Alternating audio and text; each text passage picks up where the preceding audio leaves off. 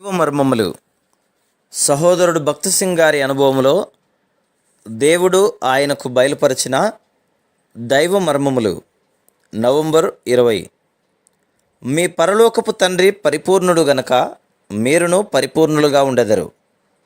మత్తయి సువార్త 5:48. దేవుని గూర్చి 3 అంశములు బైబిల్ నందు నిరూపింపబడి ఉన్నవి. మొదటిది, దేవుడు ఉన్నాడు. సకల జాతులలో అజ్ఞానులైన వారు దేవుడు లేడని రుజువు చేయ నిమిత్తం ఎల్లప్పుడూ ప్రయాసపడుచున్నారు. బైబిలు దేవుడు ఉన్నాడని చాటుచు ఆయన సజీవమైన దేవుడనియు ఒక వ్యక్తి అయిన దేవుడనియు ప్రకటించుచున్నది. మనము ఆయన స్వరమును వినగలము, స్పృశించగలము, ఆయనతో మాట్లాడగలము. రెండవది, దేవుడు ప్రేమయ్య ఉన్నాడని బైబిల్ చూపుచున్నది.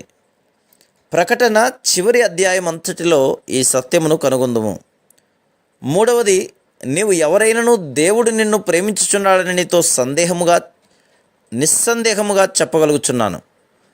మనం ఒకసారి ఆయనను రుచించితిమా, మనం ఎక్కడుండినను ఎక్కడికి వెళ్ళినను మన ద్వారా ఆ దైవ ప్రేమను ఇతరులు రుచి చూచుదురు.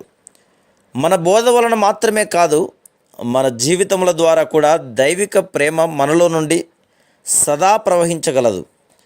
ఇందుకే మనము మంచి స్వచ్ఛమైన ఉప్పు కావాలని దేవుడు కోరుచున్నాడు.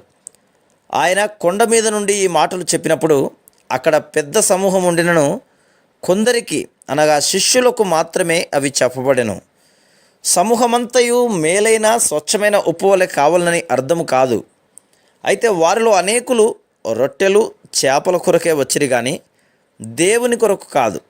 వారి ప్రయాసమంతయు నశించిపోవు ఆహారం కొరకే. ప్రభు అయితే అంతకంటే మేలైన దారిని అనుగ్రహించవాలని కోరుచున్నాడు. కొండ మీద చేసిన ప్రసంగమంతయు ఒక వాక్యమందు ఇట్లు క్లుప్తపరిచి ఉన్నాడు.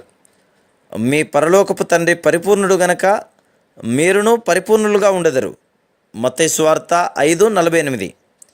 ఇదెంత ఉన్నతమైన కొలత! మనల్ని పరిపూర్ణులుగా చేయుట కొరకే ఆయన వచ్చెను. పాపము వలన పూర్తిగా చెడి మలినమైపోయినను మనము ప్రభు హస్తములలోనికి వచ్చుట ద్వారా మచ్చ మరక లేని వారమై పరిపూర్ణుల మగుదుము.